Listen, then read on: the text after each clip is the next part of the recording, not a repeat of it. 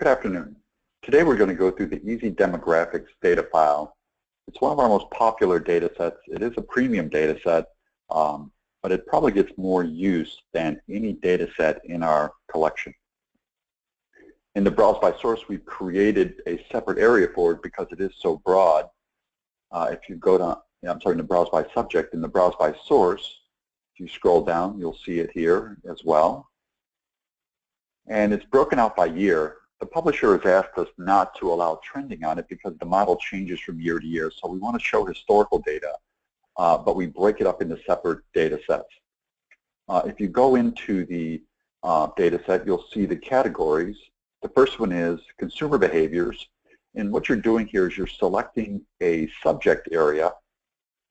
Here we're looking at automobiles.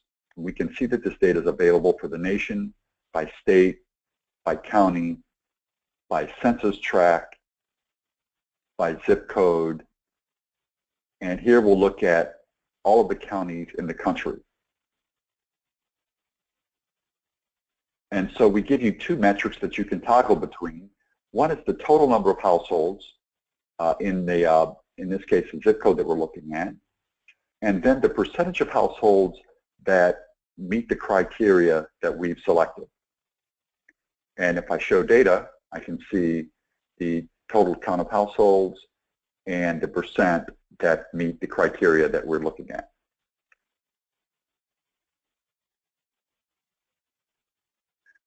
So let's take a look at some of these.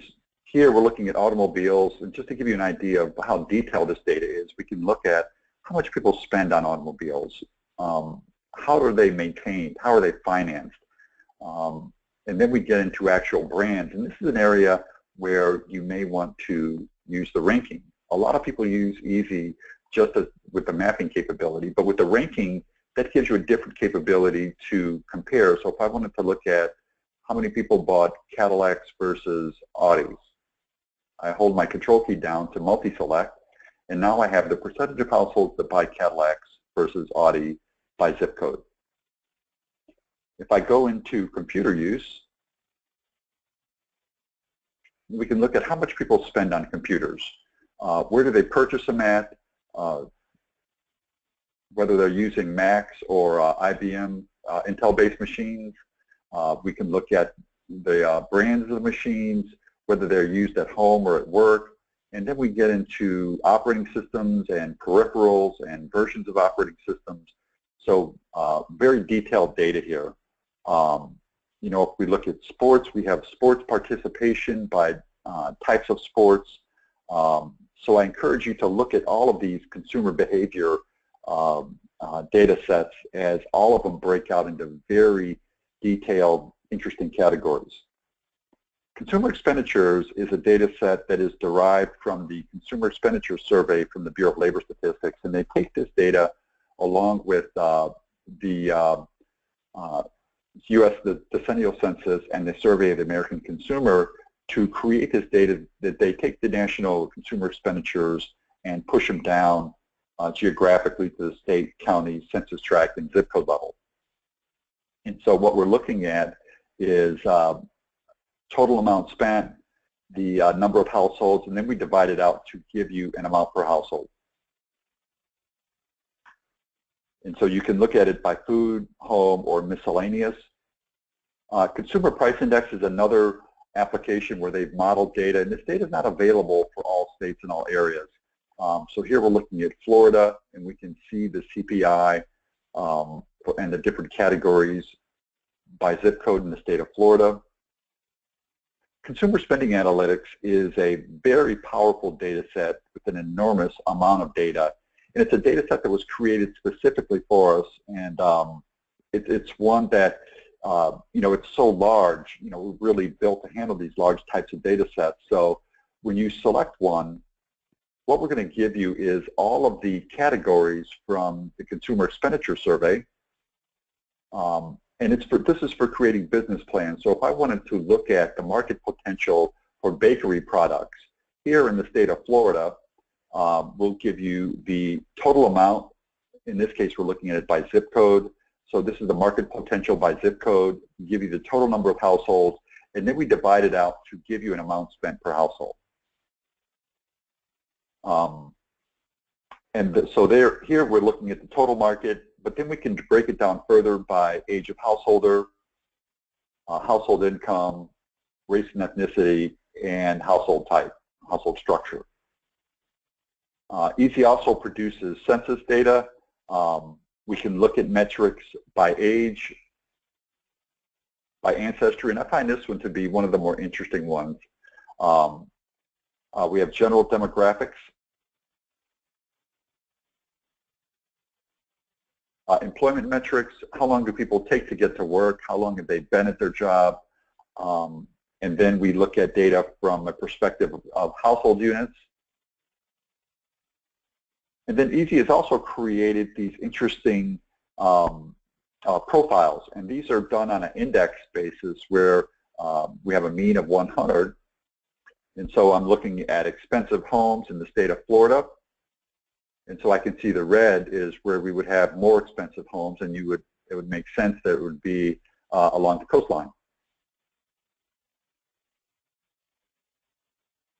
Gross domestic product, again, is a national data set that they have pushed down to the lower levels of geography by the categories that the Bureau of Labor Statistics uses to create this.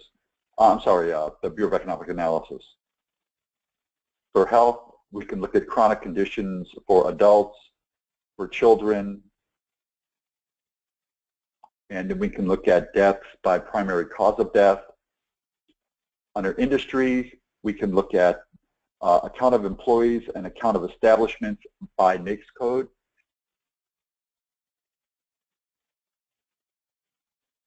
Life stages is a demographics analysis tool similar to Claritas, where they will take data and break it out by age of householder, household income, and family structure. So they have, lattes and laptops, which are high income, single, no children, and they'll give you a geography based on that. And this will do the same type of thing where it uses the same 3 variables and will give you, very objective naming to analyze this data, again, at the state, county, census tract, and zip code. Media mark, we look at media use for internet, radio, reading, television, and video. And so we'll pick internet. Here they'll start to analyze when do people use the internet? What are they doing when they are looking at or using the internet? And so, some of the categories are very contemporary. So it looks at how many people are adding blogs or creating greeting cards online. How much time do people spend on the internet? How do they use it at home or at work? And then it gets into the sites that are visited. So here's another case where the ranking might be interesting. So if you wanted to look at how many people are going to CNET versus CNN, and we want to see a percentage of that, I'll turn the total numbers off and just look at percentages. And here's a percentage of households that go to CNN versus CNET. Quality of life are 3 indicators that EASI has created. We'll go to our map. So they have an index for crime, an index for quality of life, and then they've got weather metrics that they have captured from NOAA. And then retail sales will give you retail sales volume by primary category of retail sales. And so that is it for the EASI demographics. I hope you have found this valuable, and thank you for listening.